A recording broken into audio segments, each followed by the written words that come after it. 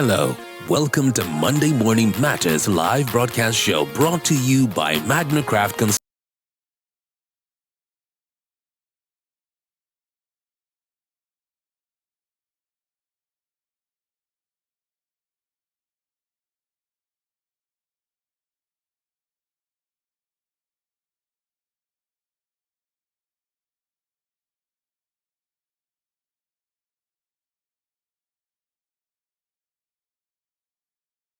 Anchored by Niyi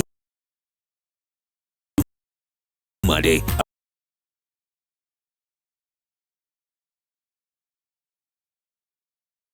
certified church consultant with the Society for Church Consulting in the U.S.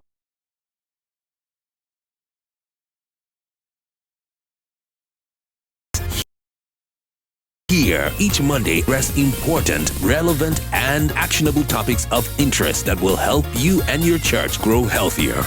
And now, meet your host, Niyi Dunmade.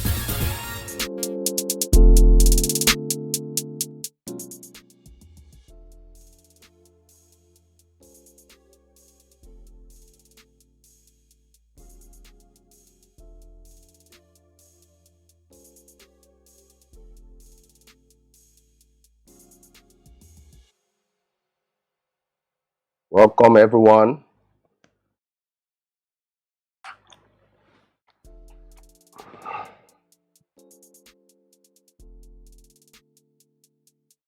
Welcome, everyone. The network was a bit tardy. Good morning, everyone. Thank you for hooking up with us this Monday morning from all the way from the city of Abuja. Welcome, everyone, to this live broadcast show on Facebook and then my YouTube channel. And then I'm so glad you are part of this live broadcast. My name is Niyi Dunmade. I'm the founder and the CEO of Magnicraft Consulting. Magnicraft Consulting is a church consulting firm that helps churches grow healthier through empirical assessment, trainings, and strategic blueprints. I'm also a certified church consultant with the Society for Church Consulting in the US, and of course, the host to the weekly Monday morning on the Facebook live broadcast show every Monday, 7 a.m. West African time. A big thank you to everyone who is commenting, sharing, liking, asking questions. I'm so grateful for all of you. Those ones who are inviting us to come and train their leaders. Over the weekend, we trained quite almost 25 church leaders, top church leaders, and it was awesome in that training. Good content was shared, and I'm sure those that were there are very happy about it. So we started last first Monday of this year with one shocking, surprising balance that your church needs to move forward from where it is towards church health. One shocking balance you need in your church. One shocking and surprising balance your church needs to be able to move forward effectively.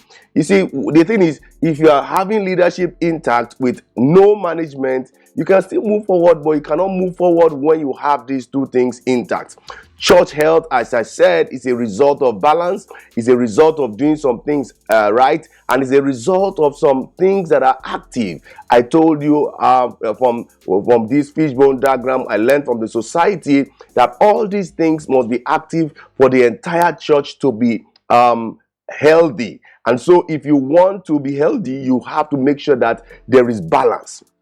There is what? Balance. Balance in everything that you do, and that's what we are saying. If a plane wants to fly, it needs two wings to be able to fly: the wings of leadership and the wings of management. The wings of leadership and the wings of management. If a train wants to move from one point to another, even when all the coaches are connected together, they need two tracks. You see, once one of the tracks is having issues, there's a possibility that train is going to go off the rail or go off movement, and you will not be able to move forward any longer. So you need a track of leadership, and you also need a track of management. So on the screen, and I said that most churches are not making use of their human resource.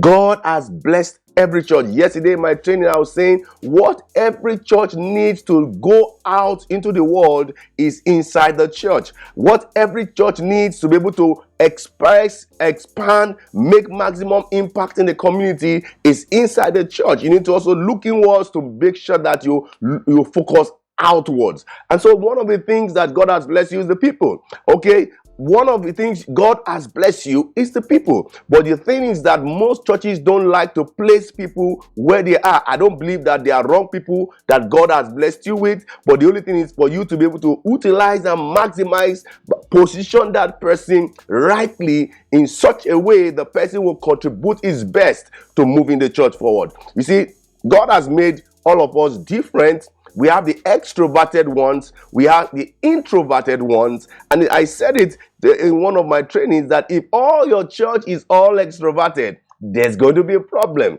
If all your church is just introverted, there will be a problem. Maybe praise and worship will be boring. If all your church is sanguine, there's going to be a problem. So God made them different: choleric, phlegmatic, sanguine, melancholy. And the thing is that we need all of them to be able to have the fuller expression of what God wants a church to do. And so there's one caveat I learned also from my president, the Society for Church Consulting, that we have two different kinds of people. People who are people-oriented and people who are tax-oriented. They just love to deal with tax. There's some people, they just love to deal with people. If you put them in activities that they are not having interaction with people, it demoralizes them. So people want like something like greeters, ushers, protocols. Those people are people-oriented activities in the church. And if you want to make those people who are in those departments to maximize whatever is their potential, they have to be people leadership. They have to be people-oriented.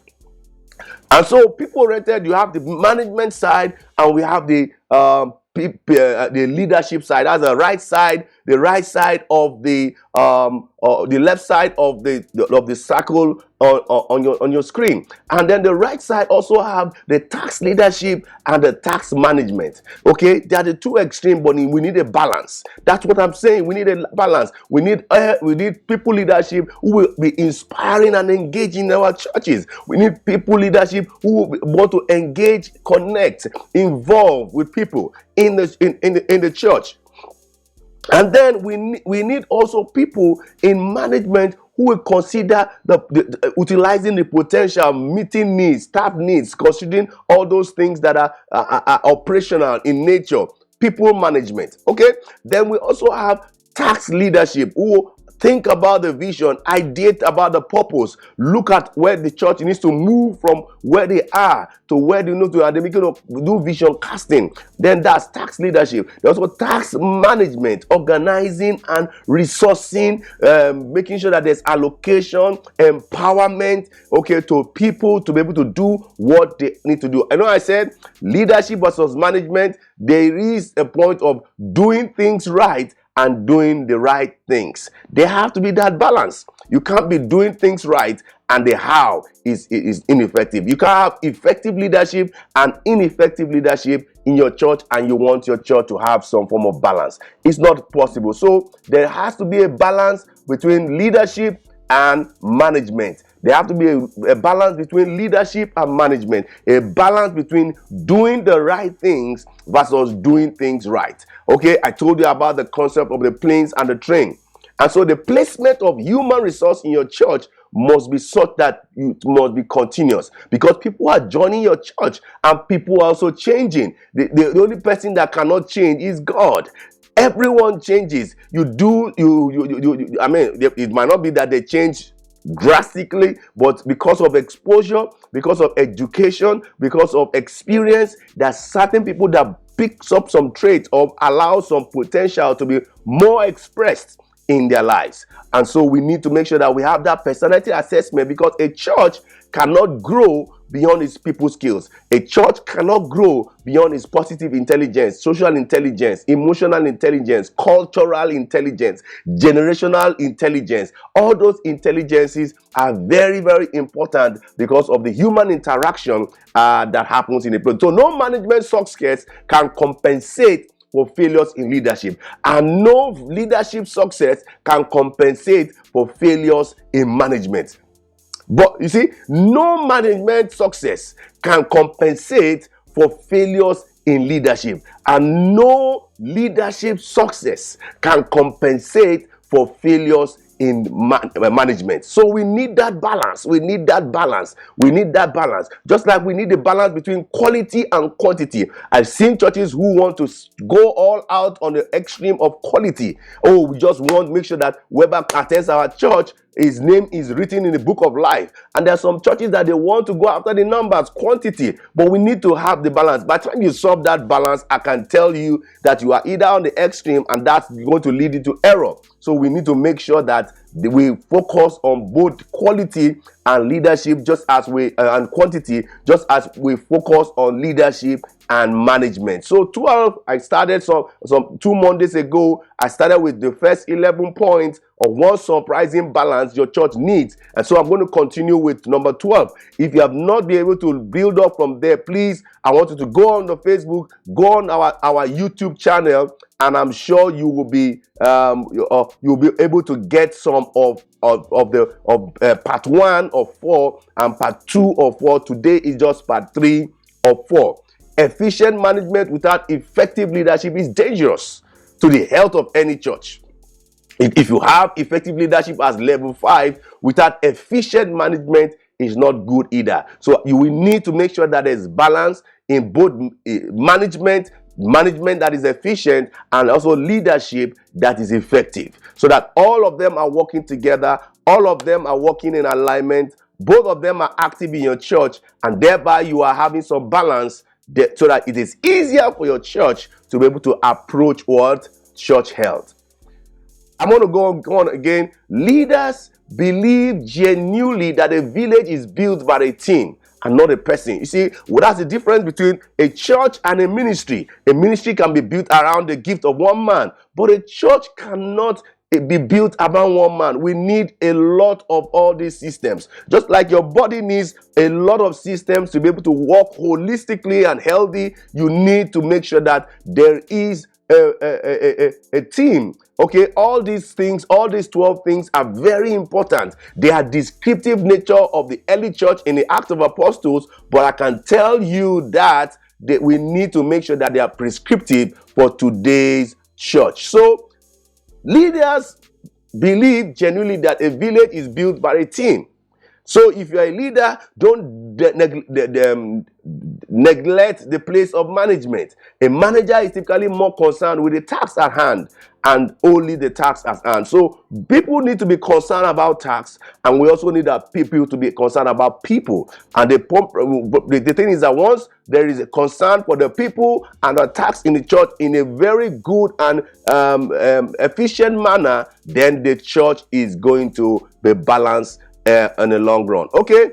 And then, so that balance is something that you need to make sure that you have it. The need for effective leadership and efficient management in a complex world today cannot be overemphasized. The world is going to get complex. They're going to get more journeys into the unknown. And until we begin to specialize, get people into leadership, get people into management, and let them work in alignment, that will help them to move on from it. Because leadership is not a rank, leadership is not a position, leadership is not a title. Leadership, I say again, leadership is not a rank, leadership is not a position, and leadership is not title. Leadership is a decision. Leadership is a choice to be able to make sure that your influence is actually in operational to help somebody. Sometimes leaders is a problem, okay, in a church. Taking responsibility for what for what you have done right and what you have done wrong as a leader might be one of the things that should make your church move forward. Sometimes when there is success, they take credit, but when there's failures in organizational failures, they want to begin to dish out blame on some managers. So everything also rises and falls on leadership. Leadership is about being good at helping people around you. Learn to practice helping each other people, because leadership is a bit complex. Okay, leading people is not as easy as just leading a sheep. Even leading a sheep is not easy. Learn to listen versus be the last to speak. Okay, because if you don't have that feedback, you might not just be on a stroll to where you want to go, where you're just be on your own, taking a stroll without followers following you. Because the only reason why you are a leader is because people are following you. And so you need that IQ, you need that emotional intelligence, you need social intelligence, you need positive intelligence, you need cultural intelligence, you need that people skills, and also with the help of the Holy Spirit, you can be able to begin to get yourself good leadership skills. You see, the thing is that you can't have a localized leadership setup and then you want to go global.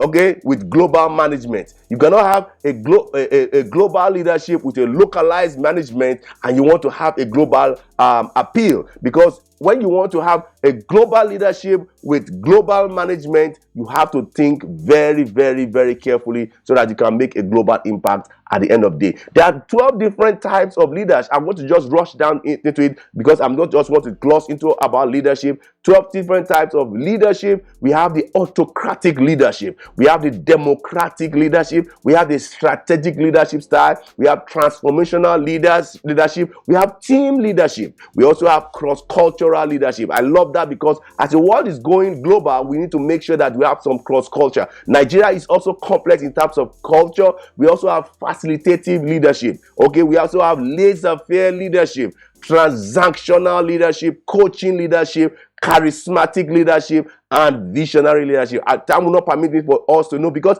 the thing is that in the life cycle of the church, we need to know where to place some of this leadership style. Okay, so that you can be able to have maximum result for what you are doing. Number 14, I'm going to wrap up here. The more you allow for balance, the healthier your church can be, and the more God will use your church for his kingdom. You see, one of the things that God will never use a church that is struggling. God will not use a church that is unhealthy or is not, summarize it, a church that is sick.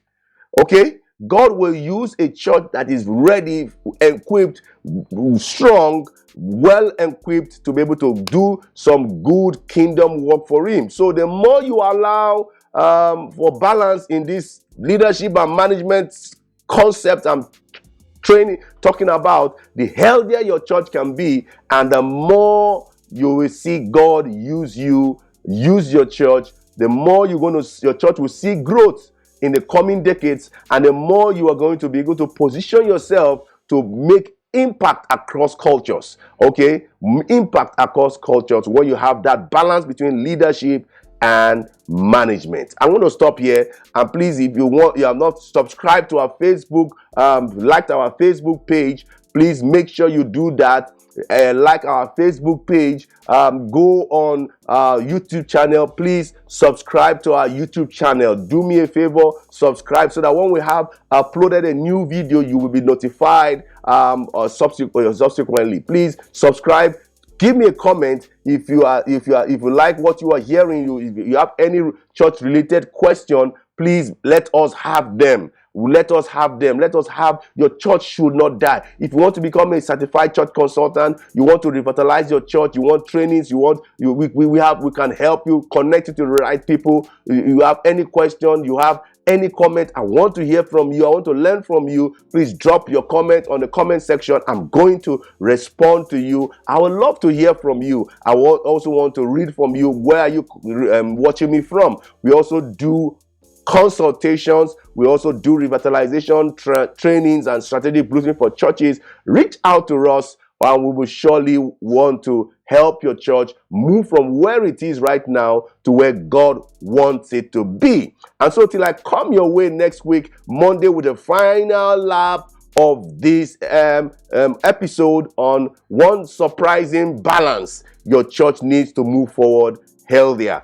So make sure that you listen to part 1, 2, and 3, so that part 4 will be able to make sense. Till I come your way again, thank you for watching. Thank you for staying through. I say bye-bye, and God bless you.